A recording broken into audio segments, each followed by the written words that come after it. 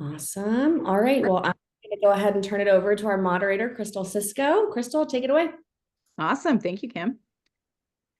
Well, welcome to everyone. Thank you so much for joining us to discuss some trends and best practices around CTV creatives. My name is Crystal Cisco. I'm the Vice President of Operations at Strategus, and today I'm here with a panel of experts who have years of combined experience in crafting compelling creative, specifically tailored for the CTV platform. In this webinar, we're going to discuss what contributes to great CTV ad experience, including context and messaging and frequency, as well as what's new and exciting in the creative industry. And we do encourage you to engage with us throughout this webinar. You'll notice a chat box at the bottom of your screen. Please feel free to put your questions there. I'll be monitoring the chat function to incorporate your questions throughout our discussion. Joining us on our panel today, we've got Casey Saran. We've got he's our CEO of Spaceback. We've got Dan Muradian, Senior Vice President of Global Client Solutions at Innovid, and Frank McGuire, Vice President of Insights, Strategy, and Sustainability at ShareThrough. Thank you so much for being here today. To kick it off, let's do something fun. Let's first talk about, we'll have everybody answer this question here. What is your favorite TV commercial of all time? So Frank, let's go ahead and start with you. What is your favorite TV commercial of all time? That's a tough one. I've always been very critical of commercials. But actually, I was in college when YouTube was just starting. I think it was my senior year when it just started hitting its stride. Before that, we got all our content from sites like eBaum's World. And I remember the few times that like a couple commercials actually went, viral before viral really happened. And the one I remember most is we used to watch it over and over again. This Nutri-Grain commercial is, I think you just Google like Nutri-Grain babies everywhere. I won't do it justice by explaining it, but it's just a really funny ad that we used to watch, I think, all the time on eBaum's World. And then once I moved into agency side after that, we used to do YouTube video of the week every Friday, and we'd all collect our favorite YouTube videos and made sure we had a few ads in there too. So I hope I can find those archived somewhere because there's some good ones back then. That's fantastic. I still like Nutri-Grain today. That's great. Yeah. Dan, how about you?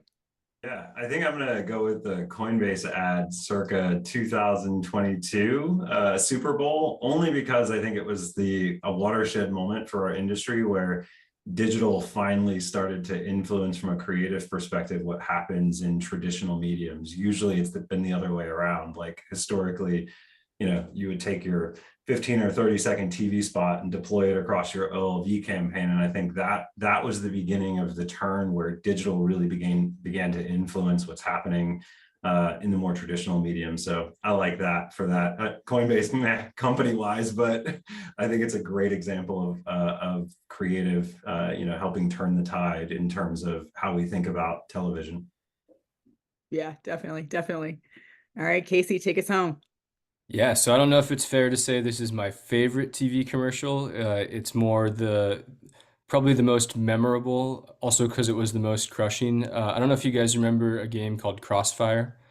There was a ad spot that ran in the 90s, and I feel like I saw this every commercial break when I was probably between 6 and 8 years. I don't know exactly how old I was, but I still know the Crossfire song and everything. And I'll share my screen for 1 second. So I don't know if this jogs anyone's memory.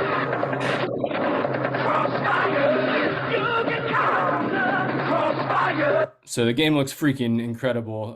The reason I'm sharing this example is I think this is the first time I remember feeling totally tricked by an ad.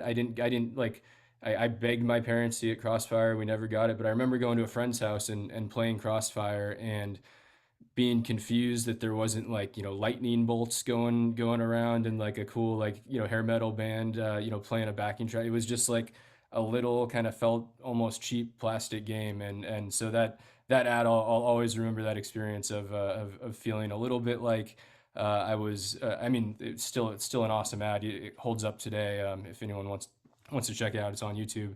But the first time I remember being almost let down because an ad was so good and the product didn't really carry up to expectations. Well, what a great one. Yeah, as soon as I heard the Crossfire song, I'm like, oh yes, I remember this for sure. That's great. Well, creative in the age of CTV looks different. Frank, let's start with you. In your mind, what's the biggest difference between how marketers have looked at creative in the past versus today? And what has research really shown us about changing consumer behaviors while watching TV? Yeah, I think the biggest change is, I think it's always been, except for like the days where you actually had to like stand up and go to your TV to change channels. Like ever since those days, it's been pretty easy to change channels or find some way to avoid commercials. I think what's changed though is now you're not only competing with that and being able to hit the skip button or change channels, but also how people have multiple devices while they're watching. Their attention is fragmented in lots of different ways, so it's just harder than ever to earn their attention, especially in an interruptive way. Where on TV, especially, like I think it's mainly that's why there's so much emphasis around live sports and live events, because that's one of the few times where it's hard to time shift. But even then, people have their phones in their hands, and so we've been doing research at Share for years just on like all sorts of media consumption behaviors and trying to figure out how advertising can adapt to those behaviors. And our most recent research around TV was specifically around like attention during commercial breaks. And I think not surprising, so some of the stats are high, but I guess not too surprising. But about 76% of people said that they don't pay attention during commercial breaks, and that's because most of them are on their phones. And so I think a lot of what creative has to adapt to is like, how do you earn that attention back, and what are ways of either adding value to the consumer in different ways that earns their attention, or just being like really quick and to the point with your creatives. And I've loved how some creative, like even like Hulu, when they launch sports, like they just repeat it over and over again. Hulu has live sports. Hulu has live sports. Like you're starting to see that more in commercials, where you just like get to the point as quickly as possible and then bang it through their head. Like I remember when Doritos tacos came out, I was so disappointed by their ads, because they should have just said like, it's a Dorito and a taco, and like that's all you need to know. It's amazing. And they like tried to get a little more creative with it. But I think you're starting to see more of that, and advertisers adapt. And we have some other best practices with that. Maybe I'll go into later, but I think that's what we're seeing from a research perspective. Yeah, that quick hit and that repetition is definitely drives it home. Yeah. Another area that is important with CTV is the ability to A/B test. It's really, really great. But that can create some pressure, and execution concerns about having creatives at the ready to deploy. Creatives cost money. They take time to produce. And, but how can we really get the best insight on creatives while keeping budget, execution, and practicality in mind? Casey, would you mind taking that one? Yeah, sure. I think it comes down to automation. I think really with CTV and linear, I know we'll talk more about what's the difference between a CTV and linear creative fundamentally, but I think really with in today there's a lot more digital tools and workflows available for brands and marketers to create lots of different versions of creative. I think the challenge we kind of saw with DCO, where I think DCO was great idea, the right ad for the right person at the right time, and the challenge came down to it wasn't actually that different of a message if you make the button like red versus blue, right? Like we need different messages to be able to optimize, and that's what automation is not good at. So I think the next wave of creative automation is going to really explore a lot more. How do we help brands get a lot more creative at their disposal that is not just a different airport code location, or or a different button color, but how do we actually have create automatically make a lot more creative that are different messaging and different creative experiences that we can, because you're right, we do have a lot more capabilities around measurement and specifically targeting as well. And I think with more advanced targeting available on CTV than linear, that opens the door for all kinds of new creative optimization. In terms of delivering the right message at the right time. The challenge is, as you hit it right, in your question, is video creative is a lot more expensive to produce. So how do we? I think Spaceback's working on this, in our way with social CTV. I've seen a lot of other companies that do automation, leveraging more different AI and such, and so I think we're really just at the forefront of seeing brands get really smart about creative as a lever to optimize performance in CTV that we haven't seen before in linear. and the emergence and evolution of these digital video, not only production tools, but I'd say versioning tools, and the creative ways that marketers are going to use them is really what's going to enable kind of this new lever for optimization as CTV gets more mature. Yeah, that's great. Well, and speaking of, one of the other areas that seems to be more and more popular is interactivity. So Dan, really curious from your perspective, what role does interactivity play in CTV creative, and what are some of the innovative ways that people can incorporate that? Yeah, well, I mean, I think first and foremost, it's an enormous opportunity, and I couldn't agree more with what Casey was saying around, leveraging dynamic creative in combination with perhaps even interactive. Interactive elements form, from a creative perspective, they transform the creative from strictly awareness, which I think, linear TV has been known for, to a driver of action, whether it's learning about a new product so the user can engage with their remote and move through a product carousel, or actually making a purchase through things like overlays, branded canvases, or expand units that are pausing the pre-roll experience and then creating new engagement opportunities within that experience. We also can create new metrics, things like time earned. So if the advertiser has purchased a 15 or 30-second spot, but they've asked the customer to engage with that creative, that will pause the overall experience. And then we'll be calculating a time earned metric over that time, and they can multiply their investment through the use of that technology. And the latest benchmarks that Innovid has, we're serving 1.4 billion impressions a day. Just over half of those end up in CTV devices. And from a benchmarking perspective, interactive creative is delivering 7 times the amount of engagement and an average of 92 additional seconds of time earned. Most recently, we deployed an interactive example for Paramount Plus, which we'll show a little bit later on, that allowed the user who was streaming the Super Bowl to add Paramount originals directly to their watch list so that they could resume streaming new content after the Super Bowl ended, creating an enormous amount of value for the customer on that platform, as well as Paramount, to reduce churn after the Super Bowl event.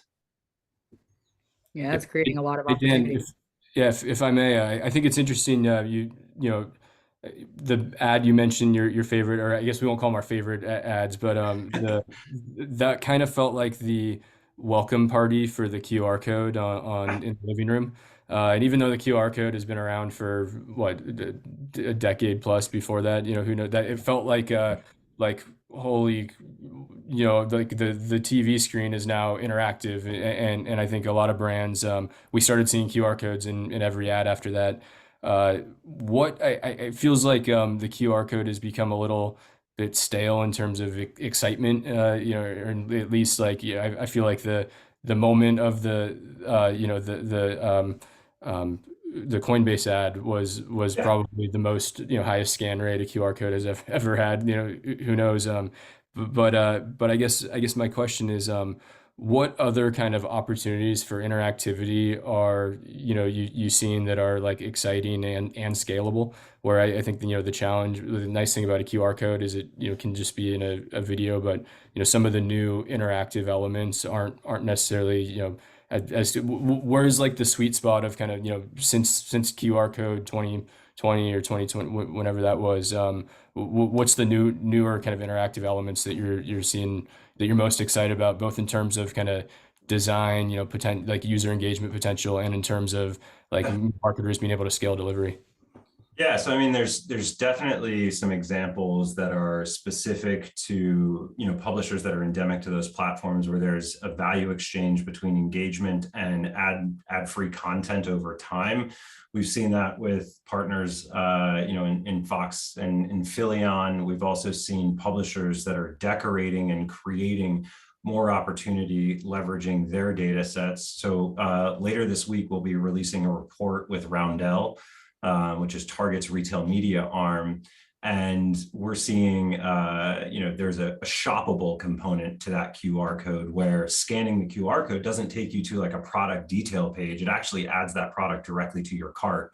So I think it's this in terms of where the opportunity lies and where I think there's more exciting things happening from an engagement perspective, It's about taking data either from the advertiser or taking utility from the advertiser and extending the existing capabilities that exist within ad experiences today. There's some, like I said, that report's going to come out later this week. I'm actually going to, if everybody wants to, I don't usually ask this, but go ahead and if you want to take out your phones, I will go ahead and share my screen and share what that experience actually looks like.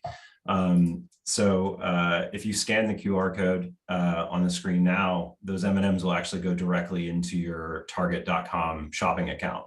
And the reason we've been able to do this is because we have an integration with Target powering this experience where they've given us access to their add to cart API, and it's allowed us to create that more seamless experience. So in terms of the horizon, what I think is coming is more experiences where utility is starting to inform the types of engagements that happen. And here you can see a couple other examples, but just sharing that experience. I think to answer the question more specifically, though, it's going to be around leveraging content signals, data signals, and elements of either the advertiser's stack or the publisher's stack to create more value exchange for the customer, whether it's engagement in exchange for time, or it's things like this Roundel example where we're helping shorten the path to purchase for that advertiser. Does that answer the question? I know we kind of went in a couple different directions. No, yeah, very much so. And I tried to get you a quick conversion. Unfortunately, they're out of stock. It worked. It worked. That's where DCO comes into play, right? Then we need to start leveraging, inventory lists and management of the experiences. That's great. Thank you for sharing that. It's a lot of fun to see it in action for sure. Casey, what trends are really emerging in CTV creative, and how can advertisers stay ahead of the curve? There's always something new, always something shiny going on. What are your thoughts on that? Yeah, I mean, this is where I'll talk a little bit about what we do at Spaceback. But the trend that we're seeing is just the social media outgrowing the walled gardens. How much social media is powering and driving content creation for brands, and how much that content is so good that we're seeing it outgrow the walled gardens in terms of we're seeing a lot of social elements on TV, some more uses of vertical video that are really good content, but not necessarily the best experience in a living room if it's not right for the screen. So what our platform does is we've been around since 2017 or so, helping brands turn social media posts into production ready display ads. So think turning Instagram posts into a 300 by 250, and we serve billions of these. You've probably seen them around the web. They're kind of ad units that look and feel more like a social post on Instagram or Facebook than a traditional ad. We find that it generates much better performance than standard ads, and it's really a way for brands to leverage like all of their production on social media. In October, we just brought this concept into CTV and announced our social CTV product, where we actually allow brands to turn any social video post on TikTok or Instagram Reels or any of the major social platforms into a production ready creative that can run in CTV.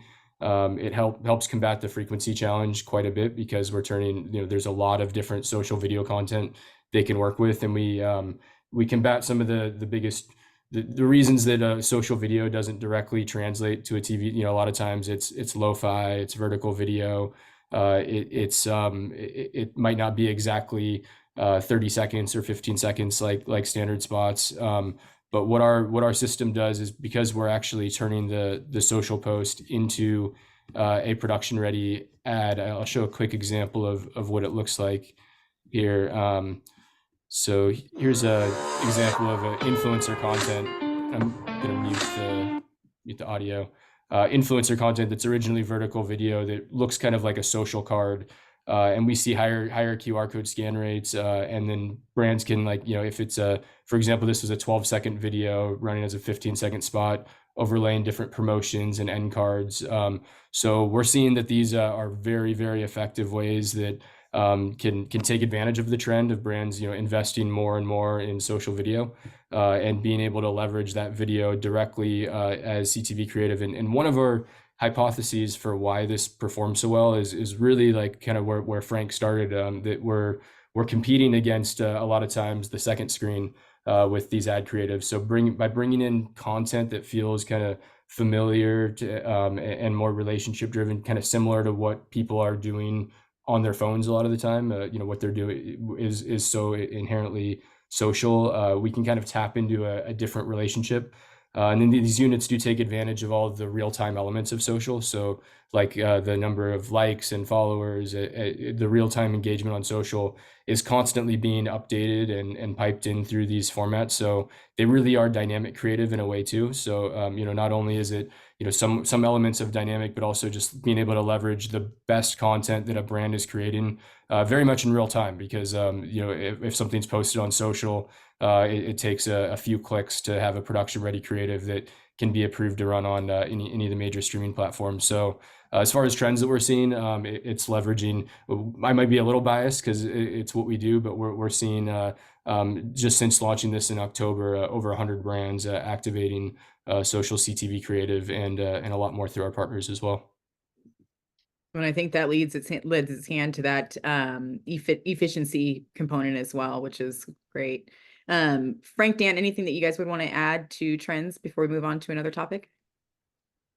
I mean, seeing that creative, Casey, it actually it reminds me of something that we did from an interactive perspective. So perhaps we can have a quick sidebar on that. But there's what I love about that approach is, to your point, like brands are investing in social video, but then you get into the big screen. It's a 4K television, 70-inch high definition screen. And then also you have brands that aren't making traditional 15 and 30-second spots. And I think that's where the opportunity from a CTV perspective, to your point, is real. And so thinking about, and I'll share here, this is the interactive example. It builds really nicely on what you were showing. So this is interactive. The user can choose the recipe they want. This is all social vertical video that we're bringing into the piece of creative here. Now they can even further engage by looking at different ingredient lists or directions, or they can send the ingredients to their phone through a QR scan. There's a lot of utility that you can start to add, all the while calculating that time earned metric I mentioned. And when you look closer at the data set, when we think about all scans of QR codes, right? Like the aggregate QR scan rate in the industry we're seeing is like 0.02. This one at a 0.06. But the thing I call out about this creative that I think is really important to note is that QR code is buried in this creative. You have to engage with the ad first. You have to move your remote over 2 times to get to the send to your phone QR scan. But when we look at the scan rate on the actual QR pages, we're seeing 2 to 5% plus the 60 seconds of time earned. So it really speaks to the state of mind that the consumer is when you see really good content and you have the opportunity to create that engagement experience within the ad. There's a lot of good can come of it in terms of what the advertiser is getting from a value perspective out of these experiences. Yeah, I'm excited to see too, like there's been a lot of progression in shoppable TV in general. I think there's been a few watershed moments. I think last year, Amazon did the first, it was I think it was Black Friday, the first Black Friday football game. And like every ad was like a shoppable ad almost that like used Amazon data. And then, a lot of them click through to actual products pages. And you start to see kind of like the QR code in the Super Bowl. You start to see this watershed moment of like brands starting to realize different ways of utilizing this and seeing live examples, and also seeing the results of how they perform. So I'm interested to see what's going to happen in like the Olympics, for instance. Like, is there going to be a lot of that in the Olympics ads this year? Like, we didn't see a ton in Super Bowl this year. I think that a year after the Coinbase one, you started seeing a lot more QR codes, and then this year was kind of went back more towards the branding side. And it'll be interesting to see I'm going to pay close attention to the Olympics and see what kind of trends we see coming out of that, and if it's shoppable or something else. But I think that's something to keep an eye on. Yep. I have a follow-on question for Dan too, because the example you showed was awesome. You said 5% QR code scan rate for when the QR code is actually on the screen. That is absolutely like unheard of. That I think that shows I think that shows like something that we wonder all the time is like, are people actually going to get their phones out and scan things? And I think that answers, like, just that data point you showed is like kind of answers that question. It's like, yes, they are if they're interested to. Yeah, and then I mean, the point about optimization builds into here too. Like, one of the pages had a 2% scan rate. One of the recipes was 5. One of them, 3.5, whatever it happens to be in the middle there. Why don't we optimize now? Let's take the recipe that's performing best and bring that front and center, or start the experience. Or you can create I'm going to throw the word retargeting in air quotes, but you can create a retargeting strategy, because CTV is obviously cookieless, but there's identity frameworks in place that allow you to, message based on an engagement. And that's, something else that's really interesting. You can do that narrative storytelling that happens, but you can do it all based on the engagement of an interactive experience first, and then moving through that storyline creative after an engagement. We're seeing a lot of brands do that with like a survey type of unit, where maybe it's in the CPG space for skincare, and they're saying, what skin condition are you most concerned about? Is it dry skin? Is it X, Y, or Z? And then depending on that engagement, message the appropriate product that comes after the engagement on the next impression. And I think that's like, those are things that are happening in CTV because it's internet connected television, and you can leverage some of these really exciting strategies that we've had in the online and digital space for decades now. Now you can do it on television. And that's, again, I think the most exciting thing from my perspective. Yep, totally. I don't know if anyone has had this experience, but I've definitely seen a QR code and fumble around a little bit. Am I going to try to scan or not? And by the time I do get my phone out and try, it's gone. And not only did I miss it, I'm also kind of embarrassed. Whipped it out and tried to make it happen, and just didn't catch it in time. And it's like, oh, like so I think you almost get I think sometimes turned off by the experience of trying to catch a QR code before it disappears, and just gonna let it go. I have seen or we at Spaceback have seen some interesting results with pause ads, and we think it's because those QR codes are not going anywhere. The show is paused. So I think there's less of kind of that hesitation of, is this thing going to disappear on me? I'm curious about that example you shared where it was you interact to that screen. Is that a similar, was that running in fixed inventory spots, or was that also an environment where that QR code is available to be scanned? Yeah, post engagement, that pauses the entire stream, and so the user has as much time as they want. Now there's 2 different delivery environments with CTV. There's SSAI, server-side ad insertion, and then there's non-SSAI types of inventory. When you're serving into an SSAI inventory source, you can't pause the stream. So even if there's an engagement that happens, it will end at 30 seconds or whatever the allotted time frame for the ad break is, or that particular part of the pod. But in non-SSAI, you have that full opportunity to pause the stream. The user can take as much time as they want to engage with the creative. They have all the time they need to scan the QR code if there's something like that. But in a 15 or 30 second, I mean, this is kind of dovetailing a little bit into some of the creative best practices that we have, but if you've got a QR code, make sure it's on there from the first millisecond of the creative, even if it's as simple as like your QR just shows up off on the side in like an overlay or a branded canvas on screen. Like, don't wait. Like, these are like the display best practices of old are still here. Don't make your CTA show up at the very end. You know what I mean? Like, keep it present in the creative the entire time. And then because of the distance usually between the screen, we recommend that QR codes are a minimum of 400 by 400 pixels.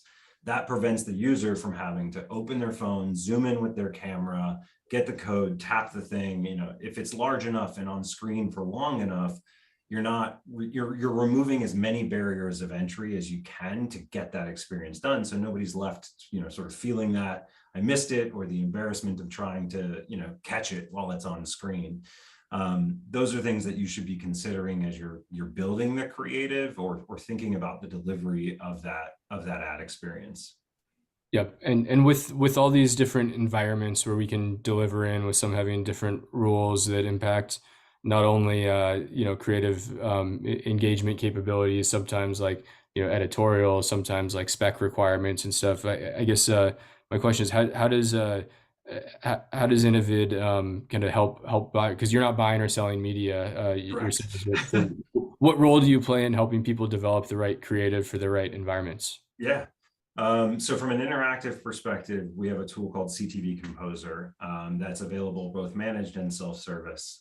So you could log into CTV Composer, you can build interactive creative from assets that you're producing either internally or that you're building in like design interfaces like Photoshop or the like. On the spec validation management side, when we certify a publisher, Innovid warehouses their specs so that when a tag gets sent to that publisher, we align the appropriate video encodings for that.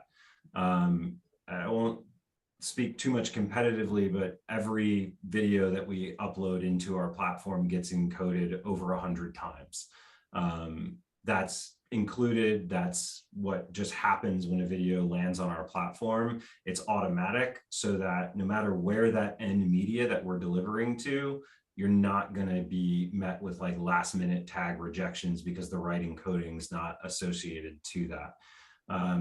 Because in CTV, again, like if you think about the world in terms of online video, you're on a phone screen, your video is this big, bad quality is not going to matter too much there. But on a 70-inch 4K screen in your living room, if that stream looks like garbage, it ruins the user experience. They notice it right away. And I think everybody's probably had an experience where you're streaming something, you go to the commercial break, there's buffering that happens, and then you pick up halfway through a commercial and it's like this really disjointed experience. The advertiser's not getting what they paid for. That's one of the reasons why, all of those encodings exist within our platform, to make sure no matter which publisher we're delivering to, whether it's direct, whether it's programmatic, and the stream quality is preserved as we deliver that creative experience. Casey, I can send the check in the mail if you want, man. Thank you for giving me a chance to talk about some of the cool tech that drives the delivery side of our business. That's great. Thanks. Wonderful conversation. Thank you, guys. Well, let's shift gears a little bit and keep talking some more about technical best practices. Frank, I'll throw this one over to you. We talked a little bit about this earlier. Attention and effectiveness is extremely important. So what are some ways that marketers can improve the attention and effectiveness of their CTV creatives? Yeah, so similar to what I was saying in the beginning, we've been trying to research both the consumer behaviors of knowing that it's harder than ever to grab their attention. So we've been trying to test ways that really turnkey ways for advertisers to improve the attention. And actually, funny enough, our first study in that started, it was like a few weeks before that 2022 Super Bowl, Dan, where Coinbase had the QR code. And the first thing we tested was QR codes to see like, is just the inclusion of a QR code in a CTV ad improve things like attention. And in addition to the scan and benefits you get from that. And the first thing we saw there was about a 12% increase in likelihood to pay attention to an ad when it had a QR code, because it kind of catches your eye and it kind of makes you kind of wonder, what is that for? And so we started seeing that benefit of like, even after we launched at Share3, we launched a basically just a turnkey way of adding a QR code to any ad without really impacting the creative itself.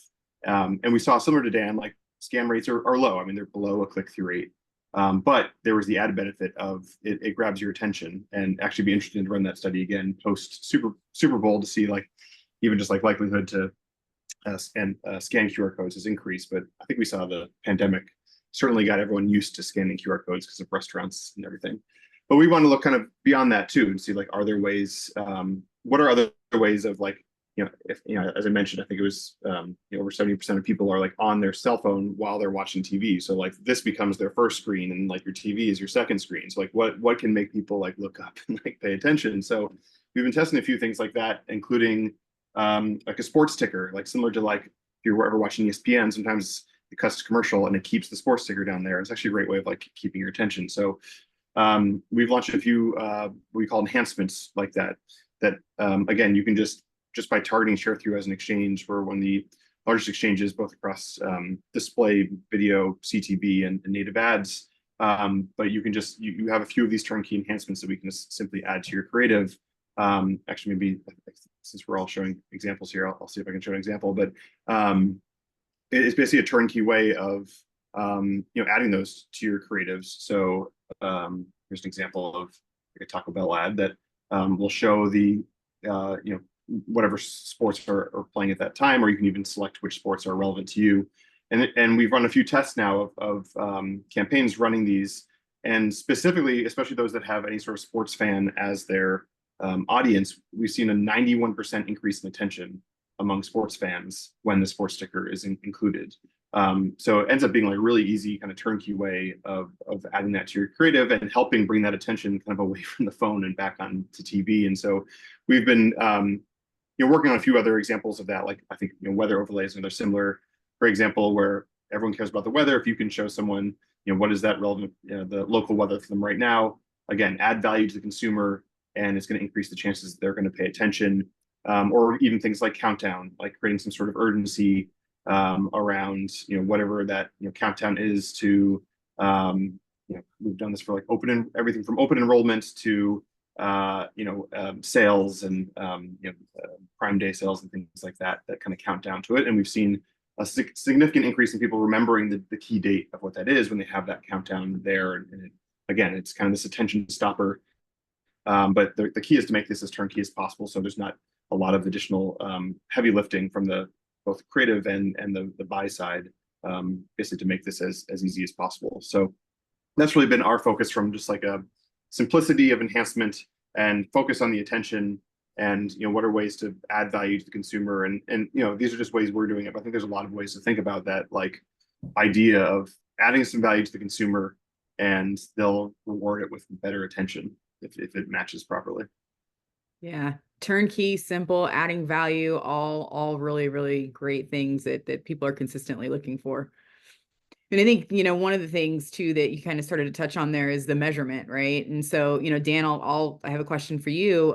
How do you measure the success of CTV creative, and what metrics are most important to track? How do people really know that their CTV creative is effective? So I don't, I love this question, but really this question comes down to the KPIs that matter to the marketer, and the source of truth where that data set lives for them. Traditional digital metrics such as video completion, which in aggregate are insanely high in CTV. As you can imagine, videos complete at like a high 90+% on CTV. Clicks on CTV, there's no mouse. It's not available. So you can't look at a thing like a click-through rate or clicks outside of an engagement experience where the user is clicking with their remote through different, interactive elements of the creative. And finally, online conversions, there's no browser on your television. And so it requires a marketer to think a little bit differently about CTV, or have a way of connecting that exposure to the outcomes. And in the case of online conversions, so which is certainly possible with attribution solutions. And if it does have a cross-platform, cross-television advanced measurement solution called InnovateXP that does exactly that, but there's many platforms that do it. Ideally, though, whatever metric, whether it's online, offline sales, script lift in pharma, visitation for QSR, incremental purchase for CPG verticals, like where they don't control the point of sale and it's happening through a store. There's companies all over the ecosystem that are measuring all of these outcomes that I think matter to these verticals. For Innovid, for our perspective, it's, because we don't own media, it's about connecting to those data sets, the exposure that we have, and then offering an opportunity to optimize creative delivery against those. So I don't mean to be so like open with the answer to the question of, at the end of the day, marketers know what the metric is that matters to them. It's our job as tech companies in the space to be able to connect either the experience in the ad, the engagements that happen within the ad, to the next experience, or to be able to optimize based on the metrics that actually matter, and not try to re-educate the market in terms of what should matter to these marketers. We have some case studies where we've optimized creative delivery based on incremental footfall as measured by a particular QSR restaurant's primary source for that data. In the CPG space, we've leveraged NCS PDM data to optimize creative delivery. And we're doing this in real time because at the end of the day, it's about opening our system up to accept and to extend the exposure data that we have so that we can then resolve which creative is performing best and then take the action in the platform so that the marketer's not waiting for a post-campaign analysis to come back and say, oh, well, that was my best performing creative. Great. What about it? An insight after the fact is a diminished asset. So for us, I go back to the reason why Coinbase is my favorite ad is because now we're seeing this point where all of the things that we have been doing in digital are now happening on TV. And that's an enormous opportunity, I think, for everybody. I think Frank was talking about live sports a moment ago. The streaming options for the NFL year over year have increased. Roughly 50% of the 2023-24 season is available via streaming platforms today. Live sports is going to create another S curve in CTV adoption over time. And we all as an industry are doing everything we can to capitalize on that because the consumers have chosen. Streaming is how they want to watch TV. Streaming is defined, you can define television as streaming now. It's no longer, defined as linear. We've seen viewership trends over the years. I think the first time streaming overtook linear viewership was March of 23, and that trend has happened repeatedly since then. So the choice has been made. It's our job to make sure that we can connect everything that we're doing to what the marketers actually care about and then do something with that data in real time. Really well said. And even in everything you just explained there, I think it shows the tremendous opportunity to be able to measure the success of your CTV campaign in such a tailored way to that particular marketer and that particular advertiser and what they're trying to accomplish. And also beautiful segue into my next question, which you all might have an opinion on. But Casey, I'll start with you. What are some key differences between traditional TV creative and CTV creative? Sorry, I muted myself.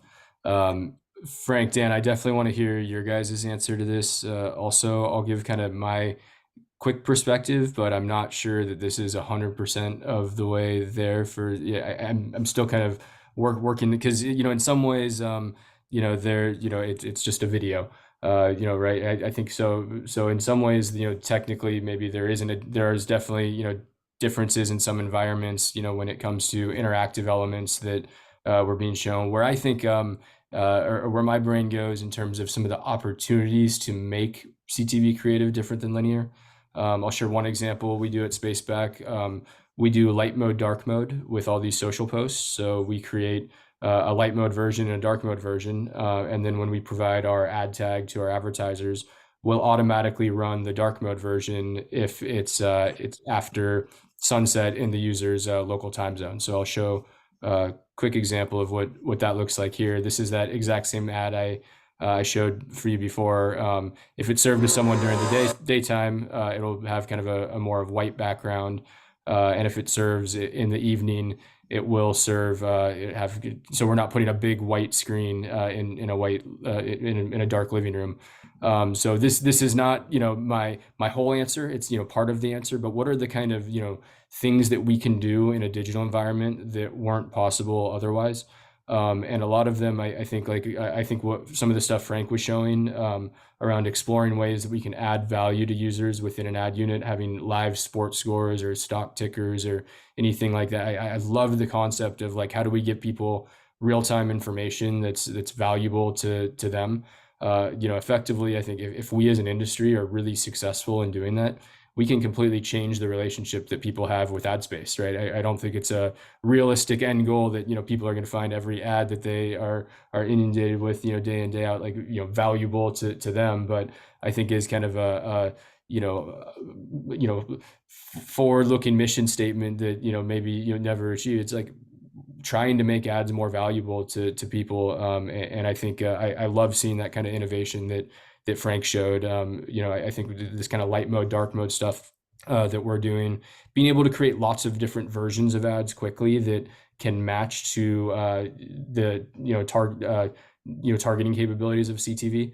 So more I think automated ways of building DCO like delivery, where we have lots of versions of creative and lots of targeting and granular measurement capabilities to really understand what's working.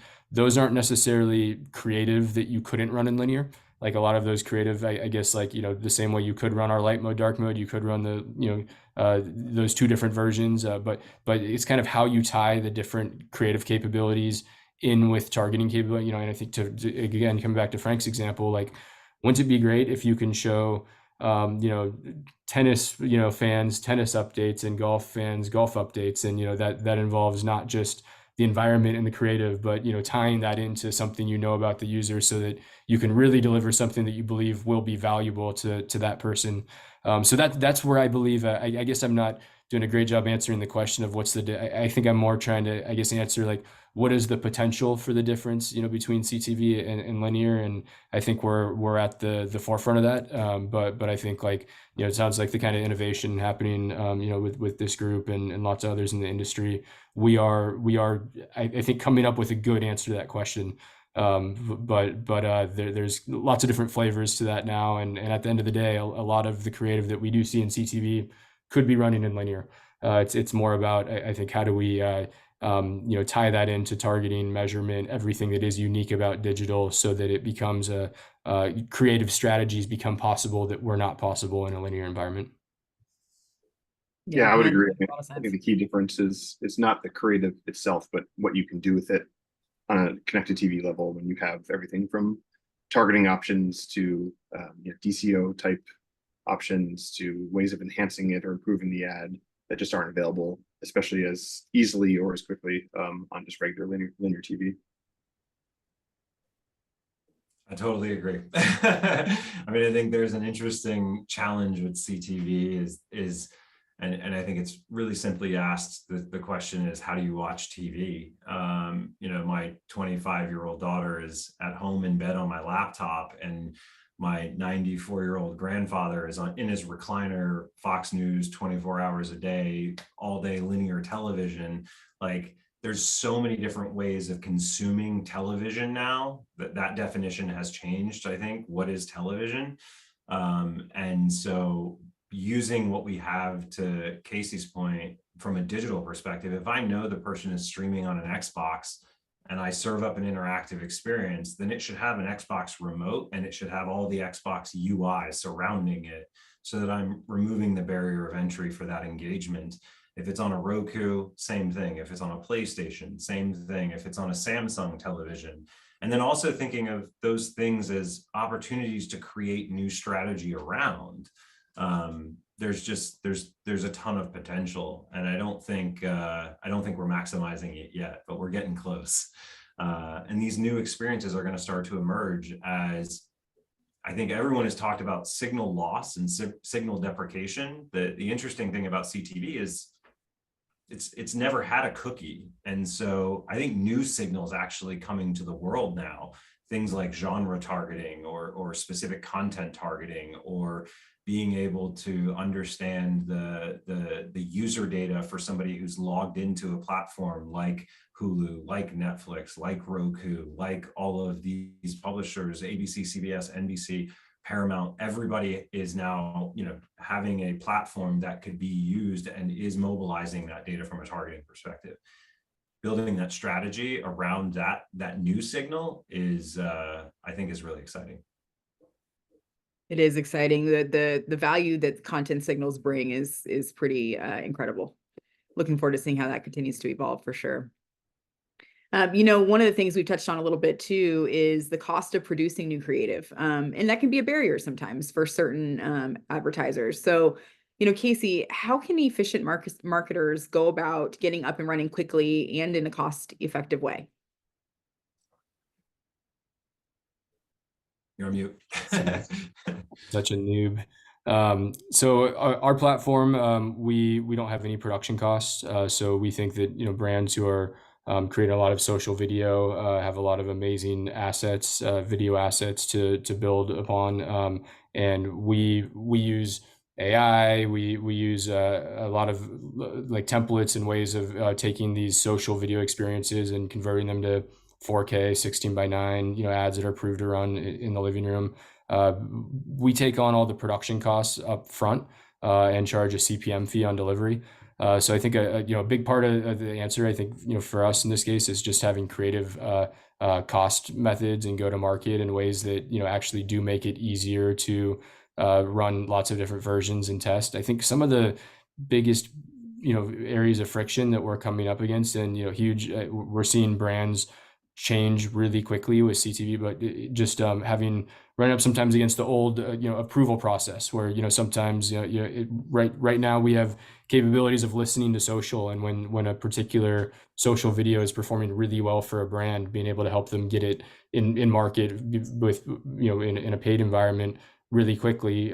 Sometimes the process for approving creative might take days or weeks, and so we're seeing with CTV is kind of challenging some of the processes for how creative would be launched, but we're finding that I think from a technology perspective we are able to reduce, or if not eliminate, a lot of the costs around producing lots of different versions of videos. I think the challenge is still in the setup and targeting and approvals when there are lots of different versions being built out.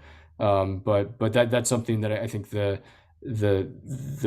it's becoming cheaper and cheaper to produce automated versions of videos. It's really, I think, comes down to having good strategies for executing, measuring, and I think that's why we're seeing delivery platforms and streaming platforms. I think even Frank and Dan both talk about opportunities where publishers have unique inventory making available. I think I think that's going to be always the push pull is like, how much are these unique opportunities going to add value versus limit scale, and what kind of creative ways can brands run across multiple different streaming platforms, and have a creative strategy that can evolve, learning from all the different environments they're running in. So I think we have ways that brands can create lots of different versions. I know Innovate and lots of other partners can help brands create lots of versions of creative. I think the challenge still comes into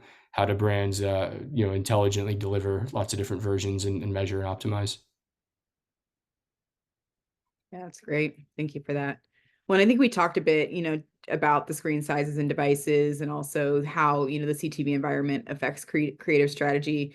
And high level, we kind of touched on data and targeting capabilities, but Dan, would love to see if maybe you want to dive in a little bit deeper into how advertisers can leverage those data and targeting capabilities to really personalize the CTV creative for different audience segments. Yeah, I mean, right now we're experimenting with a couple new data sources that are in our platform in terms of genre and content. So there's partners like Whirl and Iris that have ACR tech that is looking at the genre and the category content that sort of immediately precedes or up to an ad break. And so decisioning creative. Casey mentioned the pause ads. We've partnered with a Peacock to execute some dynamic creative based on the content and the genre signals that we're getting when the customer pauses the stream to personalize that message. Location, time of day, those are all standard. We get those just by nature of being an ad server. So it's quite simple for us to build DCO strategies that leverage that. And the combination of some of those signals are things that we use. And then of course there's first and second party audience data. So we have integrations with LiveRamp to pass us things like ramp IDs or audience segmentation, and then all the media platforms, whether they be direct or programmatic, can also pass us, any of the targeting that exists from a placement perspective, all the while being able to build creative strategies that leverage that. I think Casey's point is well taken by the audience here, in that you have to consider, from a DCO perspective, leading up to an execution, what's the data that's available to you? What's the creative strategy for leveraging that data and building a relevant experience off of that signal? Yeah, that's great. Kevin has a question in our chat.